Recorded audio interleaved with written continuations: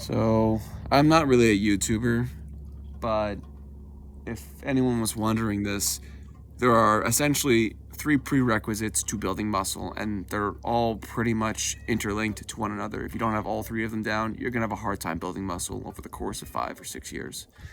Which, by the way, I've been working out for almost 10, and I'm natural. I don't take anything. I eat regular whole foods. I avoid most of the garbage when I'm able to. And I do work a 9 to 5, a hard manual labor job. Yeah, my farm cat. What do you want? Making a video. All right, I guess I can just squat down. Kind of off topic, but there are 3 prerequisites to building muscle. The most important prerequisite is, are you sleeping consistently with quality? Like you're getting 8 hours of deep sleep, 7 to 8 hours of uninterrupted deep sleep. Most Americans are not. Most Americans are getting low quality sleep, and there is a plethora of reasons for that. The biggest one, of course, is we breathe through our mouths often, and that causes you to snore, that causes you to wake up in the middle of the night, it causes you not to get enough oxygen while you're sleeping, which is super important. But, I mean, oh, what is this? Come on, you cat. What is this? Is it a scab? I'm getting all distracted with this dang cat. All right, but yes, you need sleep.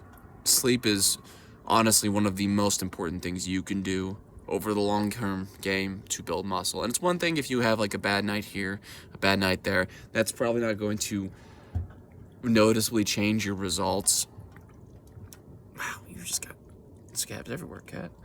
But the fact is if you're consistently getting a bad sleep schedule, if you're consistently staying up till 2 a.m. in the morning and then waking up at 6 or 7, you're doing yourself a disservice, and you're going to hurt your ability to build muscle effectively. All right, the next prerequisite, you need to rest. You need to take days off from hard manual labor. And I'm not just talking about spending a day in bed and watching Netflix, though if you need a day to do that every now and then, it's understandable. But there are active recovery things you can do that will promote your body's ability to recover more effectively. Walking is probably one of the best ones for most somewhat healthy Americans. I'm talking about people who aren't morbidly obese. If you're morbidly obese, walking is a workout in and of itself, and at that point, maybe a in-place bicycle would probably be better. But regardless, you need to rest. You need to take days off. You need to take at least 24 hours, at least, from whatever muscle group you worked, because your body systemically gets fatigued, not just your individual muscle groups, but your whole body, your nervous system, and it takes time for the muscle to repair, to rebuild. That was a mistake I made a lot when I was younger. I was, going to the gym too often, and I wasn't giving my body enough time to actually recover from the workouts. God, why is this cat like me? Come here. All right, so that's another thing. Something else you need to do, and this is another prerequisite, and they're all important, okay? This is all important. So you got to get sleep, quality sleep, consistent sleep. You have to rest. You have to take days off. Next, you need to eat. You need to eat foods that are high in protein, and I cannot emphasize this enough. Even if you're getting in 100 grams of protein a day, all right? Most people think that's a lot of protein.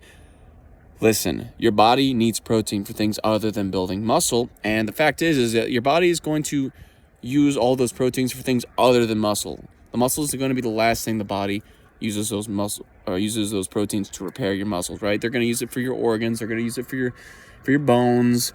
I don't know all the technical terms of it, but essentially your body uses proteins for a ton of different things, not just building muscle. So you need to make sure you are consuming a lot of protein. And while you can consume protein from things like protein shakes and protein bars, that's a lot better than nothing. I generally think it's a better idea to get your protein from just whole foods. There's no nonsense. If you shop right and grocery shop, you can get burger patties, you can get tuna packets, you can get eggs, at reasonable prices. And trust me, there's a whole lot of other things inside of those whole foods that are good for you that your body needs anyways.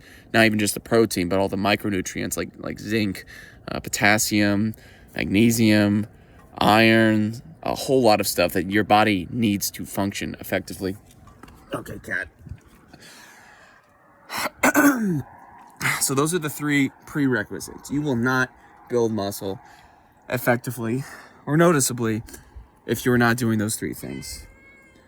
All right, now the things you need to actually be doing as far as like exercise is concerned, you need to be lifting heavy weights. You need to cause your body to get to muscular failure. If you don't get your body to muscular failure, you're not doing yourself a big you're doing yourself a big disservice. When you lift and you work out and you lift a weight and you just do whatever you found on YouTube and you don't get to the point where you were not able to perform the repetition, you did not get to muscular failure. And the fact is like, people think they need to be in the gym for hours. You don't. You could literally be in the gym for 20 minutes.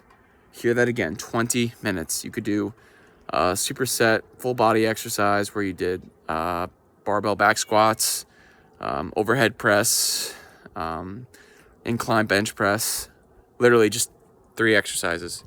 Those are 3 compound lifts. Barbell back squat works your core, it works your back, it works your glutes, works your whole lower body if you do it correctly with good form. Overhead press, it works your shoulders, it works your scapula, works your traps, it works your core, works your whole lower body has to stabilize if you're doing a standing overhead press. And then incline bench press is it's a quintessential effective way to train your chest as long as you're doing it effectively. You can find the right way to do it technique wise, but literally you could do just those 3 exercises for 2 sets each exercise. Both sets go to maximal failure. If you rest in between each set by you could do a superset and then rest for 2 minutes from all the exercises, you could literally be out of the gym in 20 minutes. Now that takes a lot of effort, takes a lot of energy. It's probably a better idea for a new person to spend 45 minutes in the gym because they don't really know what they're doing. They need more experience properly exercising and executing the techniques. But regardless, you need to lift heavy and you need to lift to failure. If you're not lifting to failure, you're probably leaving a lot of noticeable long-term muscle gains on the shelf. Okay, so yeah, I know that was a 4th thing, but the 3 things you have to do, I'll reiterate this again: you need to sleep, you need to rest, and you need to eat properly. Let's say you're 145 pounds and you're 5'10", and that's very skinny for somebody who's 5'10". I'm 5'10" and I'm almost 200 pounds. Sometimes people will tell me that it's their metabolism's just too high, and you can ask them what they eat and they will not really give you a constructive list of what they're actually eating. Instead, what they'll do is they'll say, oh, I ate a whole bag of Doritos, or oh, I drank a whole thing of Mountain Dew. That stuff's garbage. That hampers your ability to build muscle, to recover, to get stronger. That stuff destroys your immune system and wreaks havoc on your body. All right.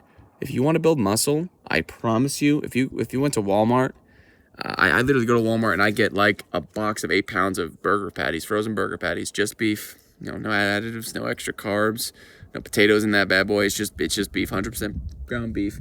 I can literally get those things for $3.50 a pound, which is just under $30 for 8 pounds of beef. All right, if you were to go ahead and just cook 4 or 5 burger patties and put a slice of Swiss cheese on each of those bad boys, you're probably going to get in close to 200 grams of protein. You will gain mass and you will get full. And if you need to eat multiple times a day, that's fine, but don't snack. Eat larger meals, all right? Eat larger protein-dense meals. I promise you, the person who's 145 pounds at 5'10", if they did all those things, they would gain muscle. They would gain noticeable muscle probably in a month, if I'm being frank, because of the shock it's going to have on the body. But that's pretty much all of it. I'm going to keep this video under 10 minutes. Yeah, also get some sunlight.